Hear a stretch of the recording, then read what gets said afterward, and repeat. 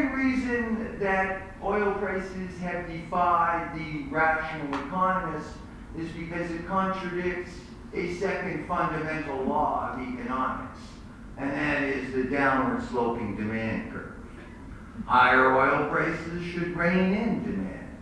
But curiously, over the last decade, the world has never been thirstier for the fuel, just as the fuel has set a succession of all-time highs. World oil demand is growing at double the pace the last 9-10 years than it ever was before. Why? Well, it basically boils down to where demand is coming and where demand is not coming from. In places like Canada, the United States, Western Europe, where consumers see world oil prices, we're absolutely right. Demand has peaked. The U.S. will never consume 21 million barrels a day. But unfortunately for world oil prices, for every barrel of oil that is lost in U.S. demand, 5 barrels of oil demand is created elsewhere. Where do you think the demand for oil has been growing the strongest? Most of you would think China. And indeed, China does consume 8 million barrels a day. But I know places that consume almost twice as much. The very places where the experts tell you you're going to get your future supply. OPEC, Mexico, and Russia, accounting for 65% of world oil production, consumed 14 million barrels of oil a day last year. That's 2 Chinas. What makes OPEC so thirsty for its fuel? Well, you ever filled your tank up in Caracas? It's 25 cents a gallon. Ever gone skiing at Ski de Bach? You know what the energy equivalent of that is? The same as what you would burn in a month's drive. But in the Middle East, of course, they burn a lot more oil making water than they do snow. All those desalination plants that you see are driven by oil-fired utilities. And you know what they pay for oil? 7 cents a gallon. And they pay 7 cents a gallon whether oil's $20 or whether oil's $200 a barrel.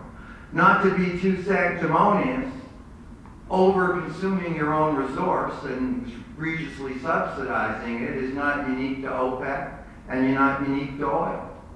When do you think Hydro-Quebec is ever going to go to market prices for electricity in Quebec? Probably the same time Saudi Arabia decides to charge its oil customers world oil prices. That's why demand is growing in places that aren't sensitive to prices.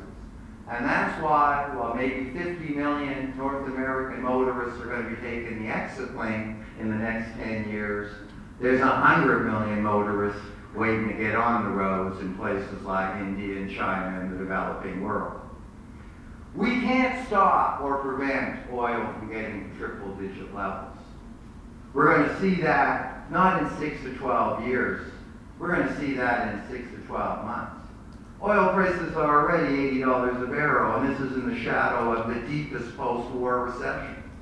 What happens when the economy starts to recover? I think we'll be at triple-digit oil prices in the next 6 months. But what that implies for our economy remains to be seen. As I'm sure John will ask me in an interview, I believe that it was triple-digit oil prices, not subprime mortgages, that caused this recession. And if that's the case, what will the outcome be again when we have another rendezvous with triple-digit oil prices? I think the answer lies not in fiscal policy. The answer lies not in monetary policy. You can bail out the banks. You can bail out the mortgage companies. You can bail out the auto companies. But there can be no energy bailout. No central bank, no Department of Finance can print BTUs of energy. The solution, my friends, is to change the nature of our economy so that the next time that we do see triple-digit oil prices, it doesn't have to have the same devastating impact that it's had before. And that solution lies with going to a local economy. Because what we have found is a global economy is an extremely energy and, in particular, oil-intensive way of doing business. And in a world of triple-digit oil prices, it doesn't make a whole lot of economic sense.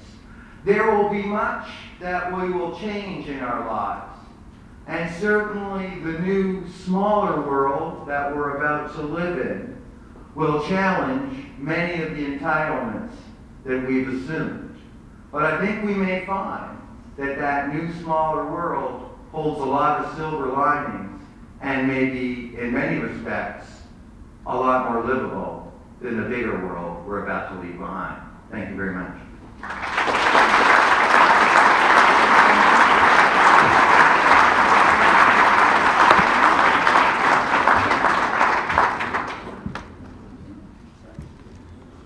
Jeff, that was terrific. Why don't you start by showing the Spanish edition of your book to the audience? And I just was in a book tour last week in Spain, and my book has just come out in Spanish. I'm probably going to mutilate this, but it's Porque el mundo está punto hacerse mucho más pequeño. And well done. And my book will be coming out in Italy and Germany and Portuguese in the spring. So if John asked me any difficult questions, I thought I'd you'll respond in Spanish. Curious, is the reaction in other countries different from the reaction you've had so far here? Well, I would say there's, in terms of reaction, Europeans, and the book came out in the UK when it was first published in Canada and the United States.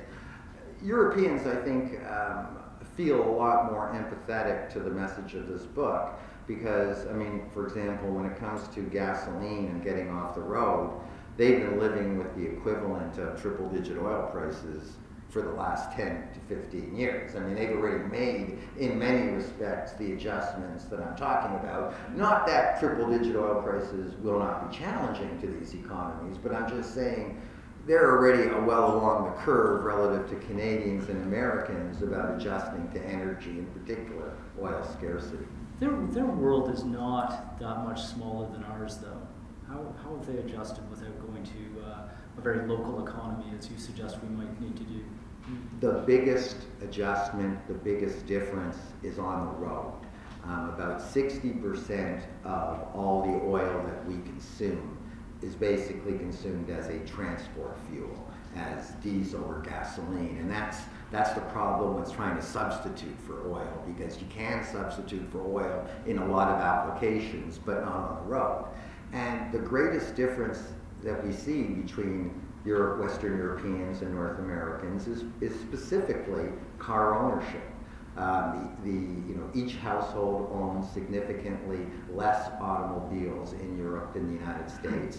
They drive them less, and they drive very different vehicles. In fact, like many of the vehicles that you would see from a European auto producer, whether it's Audi or Volkswagen or BMW, half of the models that you would see in Europe, you never would see the light of a North American showroom because it would be too small and underpowered. And that's why I used Western Europe as sort of a benchmark, trying to postulate what will North American highways look like if we had to pay those prices. And by that kind of benchmark, relatively, 1 out of 5 drivers on the road, there's about 250 million vehicles registered in the United States, would be heading for the exit lane. The only problem is that when you head for the exit lane, is there going to be a bus to get on? And right now, I mean, there wouldn't. I mean, there wouldn't be in Toronto, and there probably wouldn't be in any major municipality in North America.